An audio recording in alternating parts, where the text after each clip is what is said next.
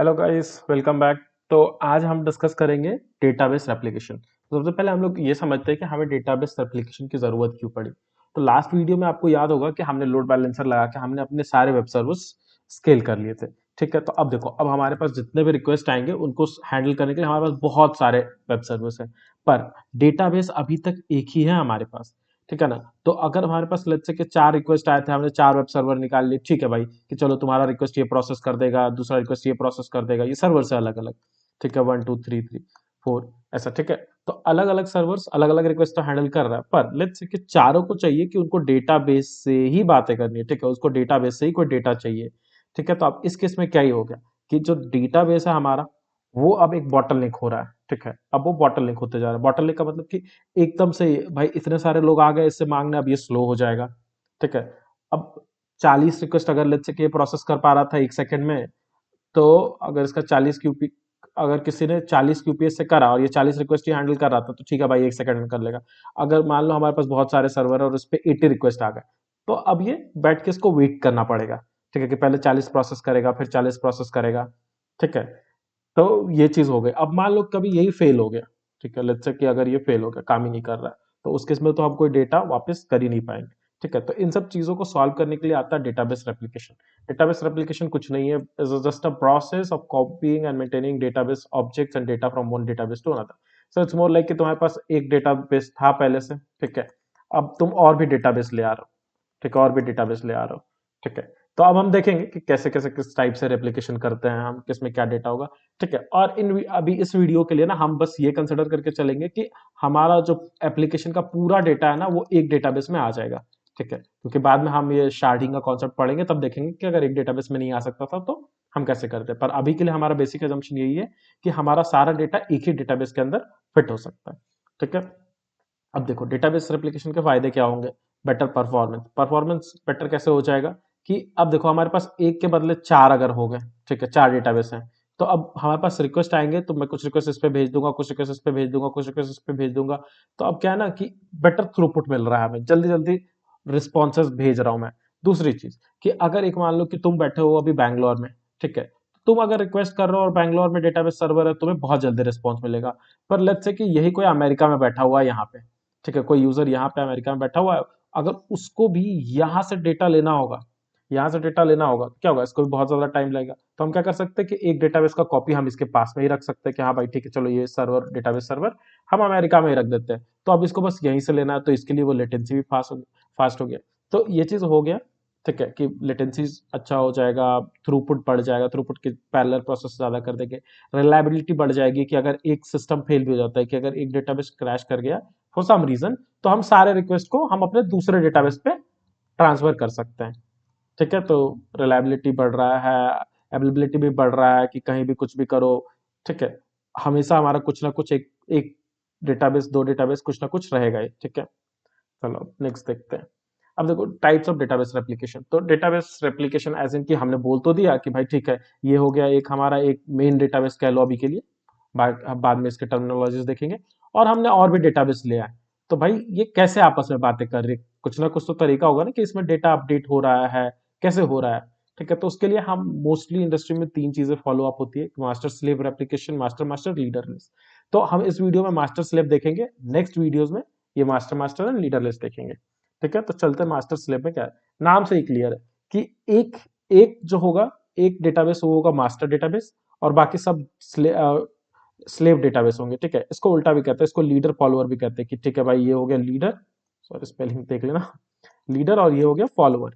ठीक है, तो इस कॉन्सेप्ट में होता क्या है, इस कॉन्सेप्ट में क्या होता है कि हमारे एप्लीकेशन में जितने भी राइट रिक्वेस्ट आएंगे ना, राइट रिक्वेस्ट मतलब कि डेटाबेस में, जैसे कि लेट्स से कि हमारा एप्लीकेशन कोई सोशल मीडिया एप्लीकेशन है, ठीक है, तो तुमने अपना नाम चेंज कर दिया, तुमने अपना फोटो अपडेट कर दिया, तो जितने भी इस टाइप के राइट रिक्वेस्ट है जिसमें कुछ चीजें अपडेट हो रही है, कुछ चीजें ऐड हो रही है, तो वो सारे के सारे राइट्स जाएंगे हमारे मास्टर डेटाबेस में। ठीक है ना। उसके बाद मास्टर डेटाबेस क्या करेगा कि हमारे पास जितने भी फॉलोअर डेटाबेस है या स्लेव डेटाबेस है, उन सबको वो सारे चेंजेस दे देगा कि हाँ भाई ठीक है, हमारे पास अभी ये चेंजेस हो गए हैं, या जो correct up to date data है वो भेजते जाएगा इसको। ठीक है, तो यहां तक आई होप क्लियर है। तो यहाँ पे क्या हो रहा है कि जितने भी राइट रिक्वेस्ट आएंगे वो हमारे जा रहे हैं डेटाबेस, मास्टर डेटाबेस जो है उस पे जा रहा है, और इसके अलावा जितने भी रीड रिक्वेस्ट आएंगे, लेट्स से कि अब तुमने तो अपना प्रोफाइल पिक्चर अपडेट कर दिया, अब तुमने अपने फ्रेंड को फोन लगाया कि ब्रो देखना अच्छा लग रहा है क्या वो फोटो, तो वो क्या करेगा, वो जब भी रिक्वेस्ट करेगा तो वो यहां से रीड करेगा स्लेव डेटाबेस से। ठीक है, तो एक चीज यहां से क्लियर हो गई ना कि जितने भी हमारे राइट रिक्वेस्ट होते हैं वो जाते हैं मास्टर डेटाबेस पे सारे राइट्स, और जितने भी हमारे रीड रिक्वेस्ट होते हैं वो जाते हैं हमारे स्लेव डेटाबेस पे या फॉलोअर डेटाबेस पे। ठीक है, यहां तक क्लियर होगा। अब देखते हैं, तो एक बार बेसिक आर्किटेक्चर देख लेते हैं कि हमारा क्या ही हो गया कि देखो अब जो भी यूजर है, ठीक है, ये हमारा लोड बैलेंस है जैसा हमने पिछले वीडियो में डिस्कस करा था, हमारे वेब सर्वर्स, ठीक है, यहाँ पे सर्वर स्केल हो गए। अब देखो जितने भी राइट रिक्वेस्ट आ रहा है वो क्या हो रहा है कि यहाँ पे मास्टर डेटाबेस पे जा रहा है, जितने भी राइट है, जितने भी रीड है वो सारे स्लेब पे जा रहे हैं। यहाँ एक स्लेब नहीं है, 2 4 5 जितने भी हो सकते हैं, तुम्हारी मर्जी, जितनी तुम्हारे एप्लीकेशन की रिक्वायरमेंट है उसके अकॉर्डिंग इसको बढ़ाते हैं। ठीक है, पर जब भी मास्टर डीबी में कोई चेंज होता है वो चेंज हम वापस में स्लेब डीबी में डाल देते हैं, सो दैट कि यहाँ पे भी डेटा वो मिले, अगर यूजर यहाँ से रीड कर रहा है तो उसको भी डेटा मिलना चाहिए। अब देखो, अब एक चीज होगी यहाँ पे, एक समझना एक चीज को, सिंक्रोनस वर्सेस एसिंक्रोनस क्या कह रहा हूं कि जब तुमने जो तुम्हारा लीडर था या मास्टर था इसमें तुमने कोई चेंज करा, ठीक है भाई, तुम थे, तुमने अपना इमेज अपग्रेड करके इसको बोला कि ठीक है भाई मेरी फोटो अपडेट कर दो। अब देखो, अब दो चीज हो सकती है, एक कि तुम लेट्स से कि जितने भी फॉलोअर्स है ना, तुम सबको क्या बोलोगे कि ठीक है भाई ये चेंज आया हमारे पास, ये लो तुम करो, फिर दूसरों को भी बोलोगे कि ये लो तुम करो। तो एक तरीका क्या ही हो गया कि तुम अगर मास्टर हो, ठीक है, तुम मास्टर हो तो तुम्हारे तुम्हारे पे कोई चेंज आया, ठीक है, कोई भी एक राइट का रिक्वेस्ट आया, कोई भी एक राइट रिक्वेस्ट आया है, तो तुम क्या करोगे कि तुम्हारे जितने भी फॉलोअर्स हैं, ठीक है, सबसे पहले उनको तुम चेंज दे दोगे, उन सबको चेंज दे दोगे, और जब सब बोलेंगे कि हाँ ठीक है हमने चेंज कर दिया, वैल्यू अपडेट कर दिया, इसने बोला कि हाँ ठीक है अपडेट कर दिया, इसने भी बोला कि हाँ अपडेट कर दिया, इसने भी बोला कि अपडेट कर दिया, तब तुम यूजर को रिटर्न करोगे कि हाँ ठीक है तुमने जो रिक्वेस्ट करी थी वो हमारे पास हो गया, वो फुलफिल कर दिया हमने। ठीक है, या दूसरा तरीका क्या है कि तुमने मास्टर को जैसे रिक्वेस्ट करा कि तुम मास्टर थे, ठीक है, तुमको जैसे रिक्वेस्ट आया कि ठीक है भाई राइट रिक्वेस्ट आ गया कि मेरी प्रोफाइल फोटो अपग्रेड कर दो, तुमने क्या करा कि हाँ ठीक है अपने आप में चेंज करा, बस अपने में चेंज करा, बोला कि हाँ ठीक है मैंने चेंज कर दिया। अब फिर क्या करोगे कि तुम अपने फॉलोअर्स जितने भी थे, तुम्हारे जितने भी फॉलोअर्स हैं, उन सबको तुम धीरे धीरे करके, इंस्टेंटली नहीं, धीरे धीरे आराम से उनको भेज दो कि हाँ भाई ठीक है ये चेंज आया, ये चेंज आया, ये चेंज तुम अपडेट कर दो। ठीक है, तो ये तुम्हारा हो गया एसिंक्रोनस। एक बार इस फ्लो चार्ट से देखेंगे तो ये बहुत अच्छे से समझ आएगा कि देखो कोई एक यूजर था, इसने क्या करा, इसने बोला कि ठीक है मेरी प्रोफाइल पिक्चर को अपग्रेड कर दो। अब हमें पता है कि राइट रिक्वेस्ट है तो किसके पास जाएगी, ये जाएगी लीडर के पास या मास्टर के पास। ठीक है, मास्टर के पास गया। अब यहाँ पे दो चीजें हो रही है, देखो फॉलोअर 1 है सिंक्रोनस में और फॉलोअर 2 है एसिंक्रोनस में। तो देखो फॉलोअर 1 सिंक्रोनस होने का मतलब क्या ही है कि लीडर वेट कर रहा है कि जब तक फॉलोअर 1 मुझे, देखो इसके पास चेंज आया, इसने फॉलोअर 1 को भी वो चेंज भेज दिया इस वाले से, और इसने फॉलोअर 2 को भी चेंज भेज दिया। ठीक है, अब लेकिन ये वेट कर रहा है कि जब तक फॉलोअर 1 का ओके नहीं आ गया, ओके एज इन कि हाँ भाई ठीक है रिकॉर्ड अपडेट कर दिया उसने, तब तक ये इसने रिप्लाई नहीं करा यूजर को। ठीक है, दूसरी चीज में क्या करा इसने कि अगर दूसरा रिक्वेस्ट देखोगे तो इससे कोई मतलब ही नहीं है, इसने इसको अपडेट करने बोल दिया और बस, इसके रिप्लाई से इसको कोई मतलब नहीं है। तो ध्यान से देखो, अगर सिंक्रोनस रहता तो यूजर को वेट करना पड़ रहा है, ठीक है ना, यूजर को वेट करना पड़ रहा है, तो उससे क्या हो रहा है कि लेटेंसी बढ़ रही है, यूजर के अकॉर्डिंग लेटेंसी बढ़ रही है कि ठीक है भाई प्रोफाइल फोटो ही तो अपडेट करा था, ये इतना टाइम क्यों ले रहा है, क्योंकि तुम ये समझो ना कि एक फॉलोअर की जगह हो सकता है ना कि 2 4 फॉलोअर को हम सिंक्रोनस में लगा के रखें, तो उससे हमारी लेटेंसी बढ़ जाएगी। ठीक है, एसिंक्रोनस में अब क्या प्रॉब्लम होगी, एसिंक्रोनस में प्रॉब्लम ये होगी कि देखो इसने यूजर ने अपडेट कर दिया अपनी फोटो, ठीक है, यूजर ने अपनी फोटो अपडेट कर दिया, देखो ये टाइम है ना ऐसे इंक्रीज कर रहा है, तो ये मान लो कि यहाँ पे 0 सेकंड था, 1 सेकंड, 2 सेकंड, 3 सेकंड, ऐसे बढ़ते जा रहा है। ठीक है, अब देखो यूजर को यहाँ पे रिस्पॉन्स मिल गया कि हाँ भाई ठीक है तुम्हारी प्रोफाइल फोटो अपडेट हो गई है। अब देखो यूजर ने अब इसके बाद क्या क्या पेज रिफ्रेश करा लेट्स से, तो अब हमें पता है कि जब वो राइट कर रहा था तो उसने उसने राइट करा था, तो उसके पास कौन सा डेटाबेस से कनेक्शन बना हुआ है, कौन सा डेटाबेस से रिस्पॉन्स आ रहा था, इस लीडर से। पर हमें पता है कि मास्टर स्लेव आर्किटेक्चर में क्या होता है कि जब भी रीड कर रहे होते हैं हम, वो स्लेव डेटाबेस पे चला जाता है, ठीक है ना, या फॉलोअर पे चला जाता है। तो अब देखो जैसे ही उसने करा, अब इस टाइम पे उसको यूजर को चाहिए डेटा, ठीक है, तो उसका कनेक्शन बन गया इससे, इससे यहाँ पे, लेट्स से यहाँ पे थोड़ा सा पहले ऐसे, माफ करना मेरे ड्राइंग के लिए, पर लेट्स से कि उसका फॉलोअर 2 से कनेक्शन बन गया, जो भी यूजर था, ठीक है, ये सेम यूजर 1 2 3 4 रीड करा, तो उसने फॉलोअर 2 से रीड कर लिया। अब फॉलोअर 2 से जैसे रीड करेगा, फॉलोअर 2 के पास तो अभी चेंज हुआ ही नहीं है वो, ठीक है ना, इस पॉइंट तक तो चेंज उसने फॉलोअर 2 करा ही नहीं है। ठीक है, तो इसका मतलब क्या हो गया कि जो पुराना प्रोफाइल पिक्चर होगा, यूजर उसी प्रोफाइल पिक्चर को देखेगा। ठीक है। तो यहाँ ध्यान समझना कि दो चीजें हो रही थी, अगर हम सिंक्रोनस रखने जा रहे हैं तो लेटेंसी बढ़ रही है, एसिंक्रोनस रखने जा रहे हैं तो हमारे पास क्या बढ़ रहा है, हमारे पास हो रहा है कि हम एक्चुअल एकदम जो मोमेंट पे जो करंट डेटा है ना वो नहीं रीड कर पा रहे, जो अब most up to date data है वो नहीं रीड कर पा रहा है। तो यहां पे भी एक टर्म सुनोगे, इवेंचुअल कंसिस्टेंसी। ठीक है, एक टर्म होता है इवेंचुअल कंसिस्टेंसी, कि एकदम इमीडिएट तो नहीं है पर सोचेंगे, जैसे मुन्ना भैया कहता है ना कि एकदम इमीडिएट नहीं सोचा है बट सोचेंगे, तो वैसे ही कि इमीडिएट चेंज नहीं करा है पर चेंज करेंगे। ठीक है, इसको पता है कि चेंज करना है तो धीरे धीरे ये अपडेट कर देगा। जैसे कि अभी देखो, इन सारे रिक्वेस्ट में अभी हमने कहा कि यूजर अगर यहाँ पे कनेक्ट करके चेक कर रहा होता तो उसको लेटेस्ट डेटा नहीं मिलता, उसको पुराना प्रोफाइल पिक्चर दिखता है। पर हमें दिख रहा है कि यहाँ पे इस टाइम पे फॉलोअर टू अपडेट हो चुका है, ओके इसने भेज दिया है। तो इस टाइम के बाद अगर हम जब भी फॉलोअर टू को क्वेरी करेंगे यहाँ पे कोई भी टाइम पे, तो वो क्या करेगा कि वो जो लेटेस्ट है, लेटेस्ट वही हमें दिख रहा होगा। ठीक है, तो यहां तक तो समझ आया होगा, अब आगे देखते हैं। अब हाँ, अब बात हो गई कि चलो ठीक है, हमने इवेंचुअल कंसिस्टेंसी पे बात कर दिया, सिंक्रोनस एसिंक्रोनस बात कर लिया, पर अब ये जो चेंजेस हैं वो लीडर फॉलोअर्स को दे कैसे रहा है। ठीक है, तो कोई एल्गो होगा ना भाई, कोई तो तरीका होगा।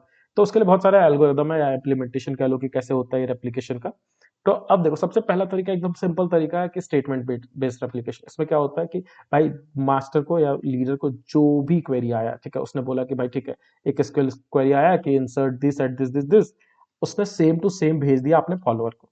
ठीक है, बहुत सिंपल है, ये बहुत इजीली इंप्लीमेंट हो जाएगा। बट इसमें प्रॉब्लम है, इसमें सबसे प्रॉब्लम पहला क्या है कि अगर कहीं पे नॉन डिटर्मिनिस्टिक फंक्शंस हुए, फॉर एग्जांपल नाउ हो गया, कोई रैंडम फंक्शन हो गया, तो अब ये देखो, अगर कोई क्वेरी ऐसी थी कि वह इंसर्ट दिस इतना and time is equals to now.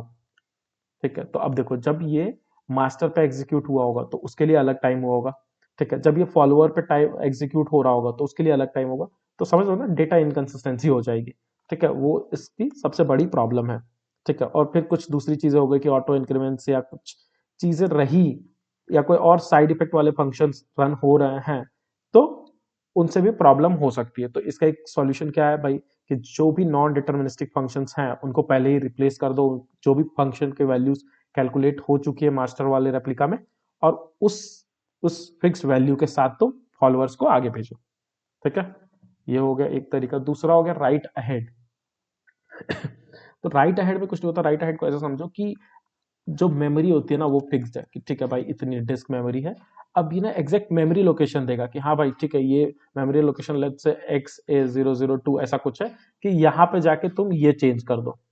ठीक है, तो अगर देखो, अगर ऐसा हुआ कि सेम जो डेटाबेस यहाँ पे मास्टर के लिए यूज हो रहा है, सेम डेटाबेस फॉलोअर के लिए भी यूज हो रहा है, ठीक है, और एग्जैक्ट सेम वर्जन है, कि दोनों एकदम एग्जैक्ट सेम तरीके से मेमोरी को प्रोसेस कर रहे हैं, तब तो ठीक है ये चल जाएगा। पर लेट्स से कि इसके लिए कोई दूसरा वर्जन तुमने यूज कर लिया या कोई दूसरा डेटाबेस यूज कर लिया जो सेम टाइप से मेमोरी को मैनेज कर ही नहीं रहा था, तो ये वहीं पे फेल हो जाएगा। ठीक है, तो ये था राइट अहेड वाला। अब देखते हैं दूसरा, लॉजिकल रो बेस्ड। इसमें क्या होता है कि जैसा अभी हमने डिस्कस करा ना कि एसक्यूएल वाले स्टेटमेंट बेस्ड में, कि हम ठीक है जहां पे नॉन डिटर्मिनिस्टिक फंक्शंस होंगे बस उसको रिप्लेस करेंगे। इंस्टेड इसमें क्या करेंगे कि हम पूरा का पूरा रो ही भेजेंगे। ठीक है, या जितना डेटा हमें जरूरत होगा। जैसे कि देखो, इंसर्शन के लिए नया इंसर्शन है तो भाई हमें पूरा डेटा ही भेजना पड़ेगा, तो इसमें भी वही है कि सारे कॉलम्स भेज दिए इसने। ठीक है, अगर रो डिलीट करना है तो जितना भी हमें उस रो को आइडेंटिफाई करने के लिए चाहिए वो हमने कर दिया। अपडेट करना है तो फिर अगेन हमें यूनिकली आइडेंटिफाई करना होगी कौन से रो में अपडेट करना है, और साथ में जो न्यू वैल्यूज है उसको। ठीक है, तो इससे अब क्या होगा ना कि अब देखो, हमारे पास डेटा बहुत अच्छे से जा भी रहा है लीडर से फॉलोअर के पास, और यहाँ पे हम बस डेटा भेज रहे हैं। ठीक है, हम एसक्यूएल स्टेटमेंट या कोई मेमोरी बेस्ड चेंजेस नहीं भेज रहे। तो अब क्या है ना कि जिस हमने उसको दे दिया कि भाई ठीक है, एक हम CSV फाइल बना दिए, एक ऐसे एरे बना के दे दिया कि हाँ भाई पहला कॉलम ये है, दूसरा कॉलम लेट्स से कि आशीष से लिखा हुआ है, कुछ कुछ कुछ वैल्यूज हैं। अब हमने ये दे दिया तो सारे डेटाबेस इसको डायरेक्टली पार्स कर सकते हैं। ठीक है, ये हो गया लॉजिकल। अब देखो, ये सब चीजें तो हो गई कि ठीक है भाई कि एक डेटाबेस था ये मास्टर और ये था फॉलोअर, हमने सारे चेंजेस भेज दिए। पर हो सकता है ना भाई मुझे चाहिए ही नहीं, लेट्स से कि कोई और एक डेटाबेस है जो मुझे एनालिटिक्स वालों को देना है। ठीक है, यहाँ पे मेरे पास यूजर का पूरा इंफॉर्मेशन था, उसका एड्रेस, नेम, उसकी ऑर्डर हिस्ट्री सब कुछ थी, पर मुझे एनालिटिक्स को बस दो ही चीजें देनी है कि कौन सा यूजर है और उसने कितने ऑर्डर किए, बस ये दो चीजें देनी है। तो हम इसके लिए क्या करेंगे, यहाँ पे हम ये ट्रिगर बेस्ड एप्लीकेशन लगाते हैं और ये एकदम यूआई लेवल, एप्लीकेशन लेवल पे है, सॉरी एप्लीकेशन लेवल पे है, ठीक है ना, एकदम एप्लीकेशन लेवल पे है। तो हमने एप्लीकेशन में ही कोड लिख दिया कि हाँ भाई ठीक है, ये चलो ये चेंजेस अगर जैसे ही आएंगे इस पे तो इसको तुम भेज देना अपने दूसरे डेटाबेस को जिसको भी देना है, ठीक है। अभी देखो इसको अगर हम मैनुअली करने जाते हैं तो इसमें बहुत ज्यादा रिस्क है इसमें, ठीक है। ये इसमें अगर आप कोई भी बुक भी पढ़ोगे या इंडस्ट्री स्टैंडर्ड उठा के देखोगे तो अगर मैनुअली तुम चीजें लिख रहे हो एप्लीकेशन के लिए तो चांसेस हैं कि एरर हो सकता है, but again it provides flexibility. तो हम अपने यूज केस के अकॉर्डिंग हम चूज करेंगे कि हमें कौन सा स्टेट एप्लीकेशन यूज करना है, ठीक है। चलो अब यहाँ तक तो ठीक है भाई कि चलो ठीक है हमारे पास डेटा आया, हमने डेटा फॉलोअर्स को भी भेज दिया, ठीक है। बट व्हाट इफ जो हमारा फॉलोअर है वो फेल हो जाए या लीडर है वो फेल हो जाए, ठीक है।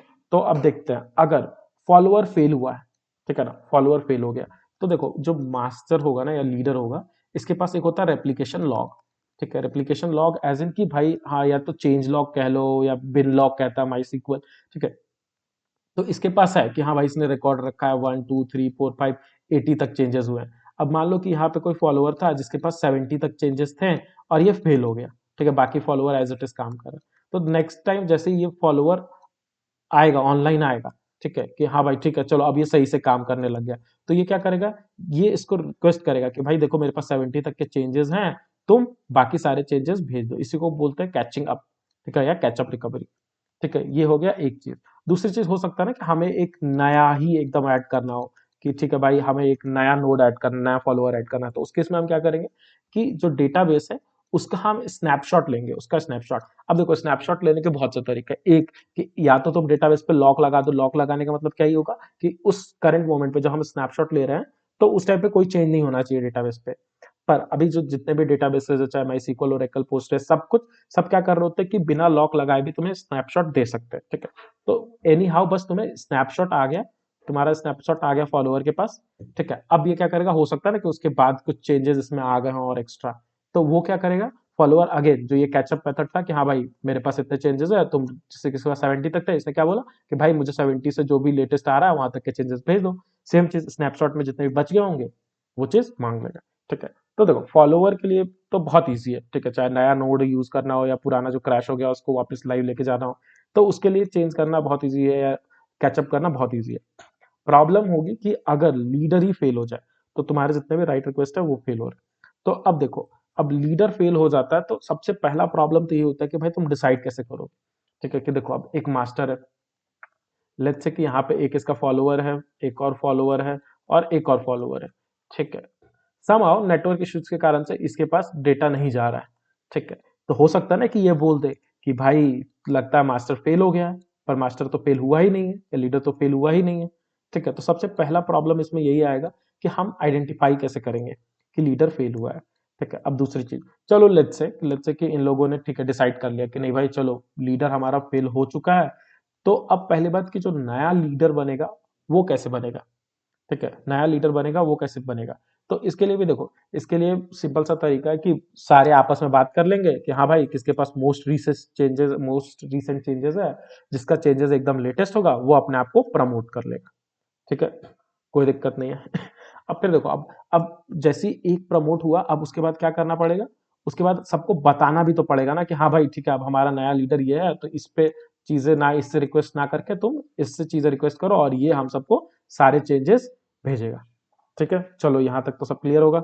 अब देखो अब कहाँ पे प्रॉब्लम हो सकता है कि अब देखो सबसे पहले चीज कि जब ये लीडर फेल हो रहा था ना, ये लीडर जब फेल हो रहा था तो इसके पास कुछ चेंजेस थे, लेट्स से कि इसके पास 1 से 80 तक के चेंजेस थे, पर इसने अपने फॉलोअर को बस 70 तक के चेंजेस ही भेजे थे, या किसी को 65 तक ही भेजे हैं, किसी को और मान लो कि लेट्स से 62 तक भेजे, ऐसा कुछ।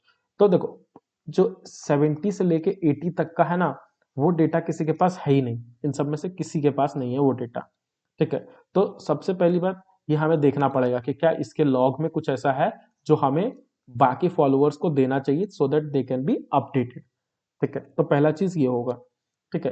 दूसरा चीज कि लेट्स से कि कुछ टाइम के बाद ये ठीक हो गया, ठीक है। इन्होंने पहले क्या करा कि जितने भी थे इन्होंने चूज करके इसको बना दिया कि ठीक है भाई तुम है हमारा नया लीडर, थोड़ी देर के बाद ये भी ठीक हो गया अपने आप रिकवरी से। तो तो अब देखो, अब ये भी लीडर समझ रहा है अपने आप को, मास्टर समझ रहा है कि भाई मैं ही मास्टर हूँ, ठीक है, मैं ही लीडर हूँ, अब ये भी समझ रहा है। तो इसी को कहते हैं split brain problem. Split brain problem में क्या होता है कि दो नोड हो गए हमारे पास, दोनों आपस में समझ रहे हैं कि हम ही लीडर है, ठीक है, इनको आपस में नहीं पता कि कौन लीडर है एक्चुअल, ये बस अपने आप को मान रहा है कि हम लीडर है, ठीक है।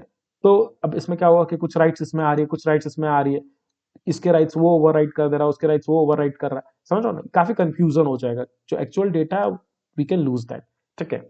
तो ये हो जाता है स्प्लिट ब्रेन प्रॉब्लम, ठीक है। तीसरा चीज हो सकता है कि अब ठीक है भाई, कि चलो जैसे कि हमने पहले केस डिस्कस करा कि अगर ये जो लीडर था, ये लीडर था, इससे कोई रिक्वेस्ट नहीं जा रहा फॉलोअर को, ठीक है, एक फॉलोअर, दो फॉलोअर, इतने फॉलोअर्स है, तो हम कब डिसाइड करेंगे कि ये फेल हो गया? 10 सेकंड में डिसाइड करेंगे, 20 सेकंड में डिसाइड करेंगे, 30 सेकंड में डिसाइड करेंगे, ठीक है। तो ये कोई ऐसा फिक्स पैरामीटर नहीं है, इसलिए मोस्ट ऑफ द कंपनीज क्या करती है कि अगर ऐसा कोई लीडर फेल हो रहा है कहीं पे, ठीक है, तो वो उसको मैनुअली रिकवरी करती है उसका, ठीक है, सो दैट ये सारे कंफ्यूजन ना हो, ठीक है। आई होप यहाँ तक क्लियर हो गए। अब देखो अभी जैसा कि हमने डिस्कस करा कि अब हम एकदम एसिंक्रोनस भेज सकते हैं या तो सिंक्रोनस भेज सकते हैं। हमारे पास जितने भी चेंजेस हैं लीडर के, दो ही तरीके हैं हमें फॉलोअर्स को भेजने के, ठीक है। तो अगर हम एसिंक्रोनस भेजते हैं तो क्या होगा, क्योंकि हमने देख लिया ना, अगर सिंक्रोनस भेजेंगे तब तो फिर बहुत मुश्किल है, क्यों? क्योंकि उसके उससे हमारा लेटेंसी बढ़ेगा, ठीक है। तो और हाँ, एसिंक्रोनस में एक और क्या दिक्कत है, सॉरी सिंक्रोनस में क्या दिक्कत है कि लेट्स से कि ये मास्टर है, ठीक है, इसके 3 फॉलोअर हैं और ये सबके साथ सिंक्रोनस में है, और लेट्स से कि ये फेल हो गया, तब तो इसको कभी 3 ओके मिलेंगे ही नहीं जो ये आगे प्रोसीड करे, तो ओवरऑल हमारा सिस्टम ही डाउन हो जाएगा, ठीक है। इसीलिए मोस्ट ऑफ द इंडस्ट्री में जितने भी सिस्टम्स हैं सब में क्या हो रहा होता है कि एसिंक्रोनस ही मोस्टली हम फॉलो कर रहे होते हैं, ठीक है। अब देखो, तो सबसे पहला चीज क्या होगा कि वही जो हमने पहले डिस्कस करा था कि अगर मान लो उसने अपना प्रोफाइल पिक्चर अपडेट करा या कुछ करा, ठीक है, उसने तो कर दिया, पर अब वो जब रीड करेगा, देखो यहाँ से जैसे कि रीड करा उसने, तो वो कोई फॉलोअर पे चला गया, इसके पास वो चेंजेस थे ही नहीं, इसके पास वो जो चेंज करा था इसने, जो कमेंट इसने इंसर्ट करा था वो यहाँ पे आ रहा है, इसने उससे पहले ही रीड करा, ये कमेंट दिखाई नहीं, तो ये तो यूजर के लिए बहुत गंदा एक्सपीरियंस, उसको लगा कि भाई मैंने कमेंट करा था, गया कहाँ, लगता नहीं हुआ होगा, ठीक है। तो इसके लिए हम क्या कर सकते हैं, इसी सॉरी इसी को हम कहते हैं, यही प्रॉब्लम को आप सुनोगे इंडस्ट्री में या कहीं भी कोई भी सिस्टम डिजाइन इंटरव्यू में, बोलते हैं रीडिंग योर ओन राइट्स, ठीक है। तो इसमें क्या हो रहा था कि हम खुद के राइट पढ़ने गए तो हमें वो मिला ही नहीं, तो इसके लिए हम क्या कर सकते हैं कि जब भी यूजर कोई ऐसा डेटा रीड कर रहा है जो उसके खुद के लिए है, ठीक है, या खुद उसने अभी चेंज करा है, या प्रोफाइल पिक्चर है, समझो ना, उसके खुद के प्रोफाइल का इंफॉर्मेशन है, तो वो अपना डेटा रीड करेगा हमेशा लीडर से, ठीक है ना, वो अपना डेटा हमेशा लीडर से रीड करेगा, ठीक है। पर हाँ, दूसरों के प्रोफाइल पिक्चर्स देख रहा है, दूसरों के कमेंट्स देख रहा है, तो वो रीड कर सकता है वो फॉलोवर से, ठीक है। उससे क्या होगा कि उससे हमारा ये प्रॉब्लम सॉल्व हो जाएगा, ठीक है। अब देखो दूसरी चीज क्या होती है, मोनोटोनिक रीड्स। मोनोटोनिक रीड्स समझो इसको क्या होता है, कि ऐसे समझो कि इसने एक यूजर था, ठीक है, इसने कमेंट करा, ठीक है भाई, चलो कमेंट कर दिया, हो गया। अब इसने, अब जैसे ही लीडर के पास कोई चेंज आया, इसने क्या करा, इसने फॉलोअर 1 को दे दिया, फॉलोअर 2 को दे दिया, ठीक है, कोई दिक्कत नहीं, यहाँ तक एकदम सिस्टम चल रहा है। पर अब इसका एक फ्रेंड है, इसने फोन करके बोला कि अरे भाई देखना, मैंने मस्त कमेंट करा है, जाके देख तो सही। तो अब ये आया, इसने देखा सबसे पहले, तो इसने जो रीड रिक्वेस्ट करा वो चला गया फॉलोअर 1 को, ठीक है। तो फॉलोअर 1 के पास देखो, यहाँ से जब ये इसने यूजर 1 2 3 4 ने चेंज भेजा था, तो मास्टर से फॉलोअर 1 पे आ गया था चेंज, और वो हो चुका है चेंज फॉलोअर 1 पे, तो इसको तो दिखेगा कि हाँ भाई ठीक है, एकदम सही है, तो इसको अपडेटेड दिखेगा, और ये जो भी कमेंट करा था इसने यूजर 1 2 3 4 ने, वो कमेंट इसको दिखेगा यूजर 2 3 4 5 को, ठीक है। तो बोलेगा कि अरे हाँ भाई मस्त मस्त, क्या ही मस्त कमेंट करा है तूने, ठीक है। पर लेट्स से कि उसके बाद क्या हुआ कि इसने पेज रिफ्रेश करा, उसके बाद इसकी रिक्वेस्ट चली गई फॉलोअर 2 पे, तो अगर जैसे इसकी रीड फॉलोअर 2 पे गई, तो अब क्या होगा कि इसको तो कमेंट दिखेगा ही नहीं, क्यों? क्योंकि फॉलोअर 2 के पास अभी लेटेस्ट चेंज है ही नहीं, ये जो कमेंट का चेंज आया था फॉलोअर 2 के पास आया ही नहीं था अभी तक, तो अब इसको क्या लगेगा कि अरे भाई लगता है उसने डिलीट कर दिया, ठीक है। तो ये चीजें नहीं होनी चाहिए, अब क्योंकि इसके अकॉर्डिंग क्या हो रहा है कि ये ट्रैवल बैक इन टाइम कर रहा है कि हाँ भाई इसके आने से पहले ही वो खत्म हो गया, ठीक है।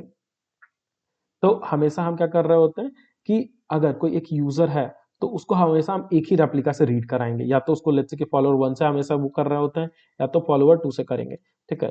इस शार्डिंग का कॉन्सेप्ट है, हम आगे सीखेंगे, पर अभी के लिए हम समझ गए कि हाँ ठीक है, एक यूजर को हम एक ही से रीड कराएंगे, सो दैट वो मोनोटोनिक रीड्स करे, ठीक है। अब एक चीज होता है, ऐसा समझो कि कंसिस्टेंट प्रीफिक्स रीड्स, इसमें क्या होगा कि लेट्स से कि ठीक है, एक मिस्टर पूंस है, ठीक है। इसने क्या करा कि किसी को मिस्टर केक को पूछा कि भाई तुम बताओ फ्यूचर में कितना देर देख सकते हो। मिसेस केक ने रिप्लाई करा कि भाई 10 सेकेंड। ठीक है ना। अब देखो ध्यान से क्या हुआ कि जब मिस्टर पूंछ ने ये क्वेश्चन पूछा तो ये गया लीडर वन पे। ठीक है, लीडर में चला गया चेंज। अब लीडर वन क्या कर रहा है, इसको फॉलोअर वन को भेजा। ठीक है। तो अब हाँ, एक चीज मैं बताना भूल गया कि जो कंसिस्टेंस प्रीफिक्स है ना, ये हमेशा जब शार्डेड एप्लीकेशन होगा, शार्डेड एज इन की जब पूरा डेटा हमारा एक ही डेटाबेस में ना आके अलग अलग डेटाबेस में है।